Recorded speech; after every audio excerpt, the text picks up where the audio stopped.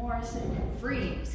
I remembered Freeves, Sam, for Sam's sake. I've known Allison for a long time. Let me give you some of her bio. She got a bachelor's degree from NC State in wildlife biology, then went to Montreat College for a master's in environmental education. Now she's a science communicator and adjunct professor at Radford University. I first met Alex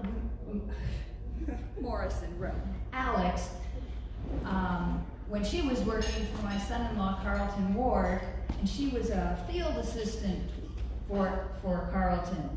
So it's been a long time that I've known her, and she is a 6th generation Floridian. Wow.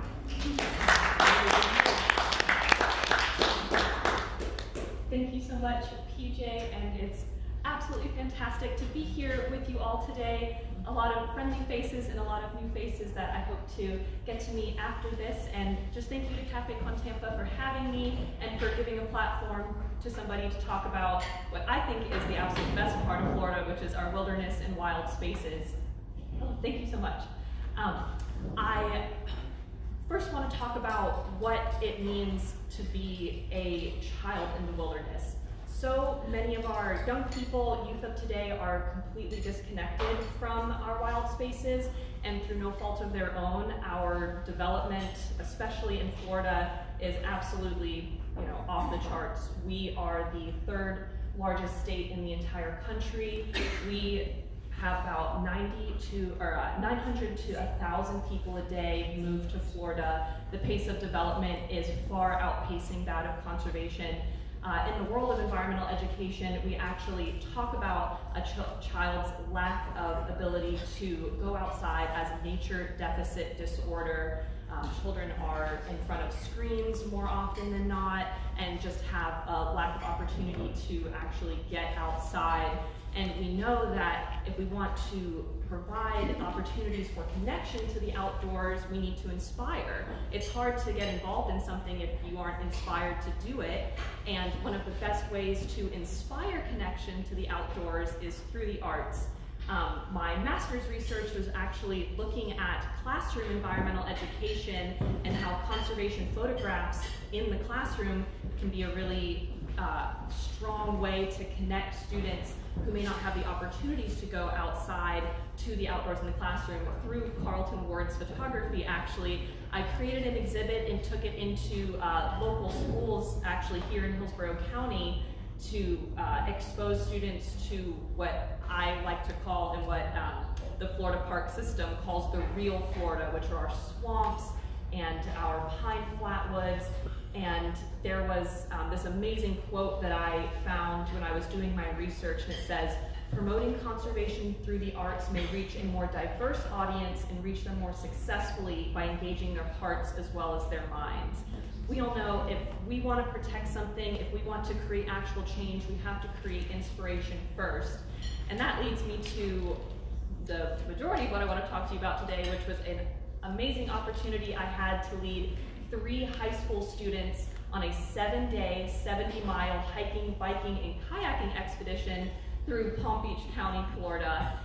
This was an opportunity that was brought about by my connection to the Florida Wildlife Corridor, which Lindsay Cross is here today. She's the former executive director of Florida Wildlife Corridor, and my work with Carlton Ward and that organization, trying to raise awareness for the importance of land protection and conservation in Florida. I worked with the Palm Beach County Division of Environmental Resource Management. Their program director, Benji Stute, had seen our films through Florida Wildlife Corridor. I don't know if any of you have seen The Forgotten Coast. It's pretty great. I was the intern on that expedition and got to go on the whole thing. Thank you, Carlton, for that opportunity. And Benji down in Palm Beach County saw that film and was like, wow, this is such an incredible opportunity. Why aren't we getting kids outside to do this? Why aren't we giving our youth the opportunity to go out and explore these places as well? I'm gonna do it. I'm gonna have an expedition in Palm Beach County and give these students the chance. And through my relationship with Florida Wildlife Corridor and my work as a science communicator and environmental educator, I was brought on as the lead for that film. The expedition happened, and there was also a film made about it. It's about 26 minutes, called Hidden Wild. It's totally free access on YouTube, hosted through NRS's YouTube channel.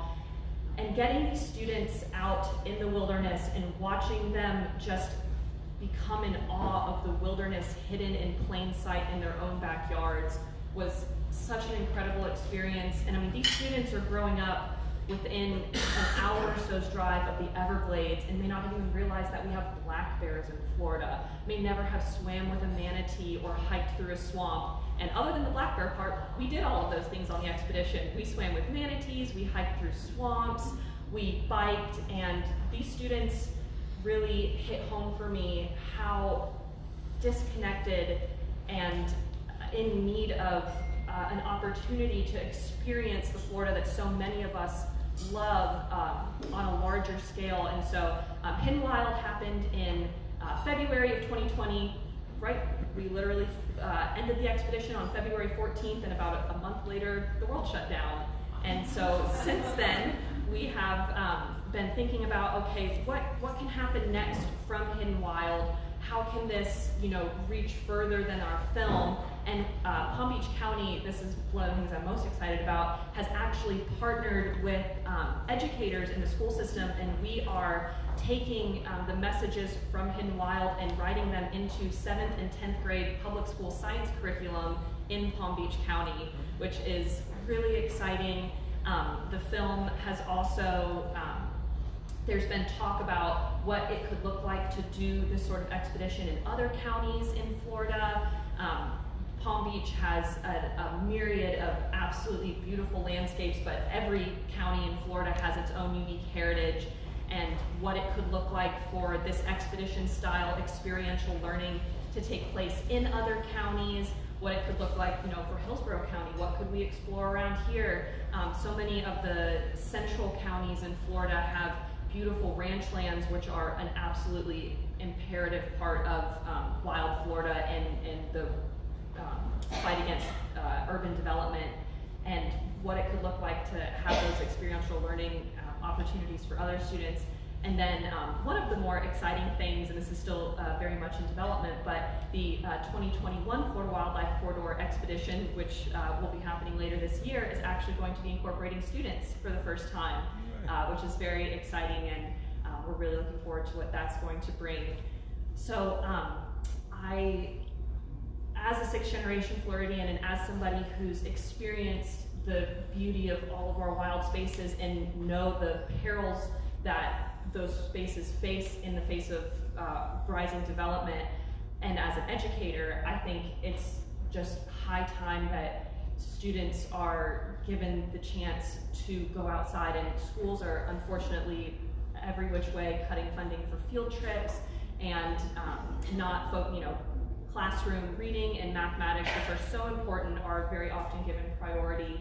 And it would be just absolutely fantastic to see how students could be enriched from these experiential learning opportunities, getting outside, having the chance to explore the Florida of the swamps and our grasslands and longleaf pine ecosystems. And the identity of Florida is so often our beaches and our amusement parks, and those things are fantastic. Tourism is an absolutely vital part of our state, but there's such a deeper, more rich natural heritage that I think our children deserve to be able to experience. And I hope Hidden Wild ends up being a model for other programs throughout the state to take their students outside and explore the wilderness hiding in plain sight right in their own backyards.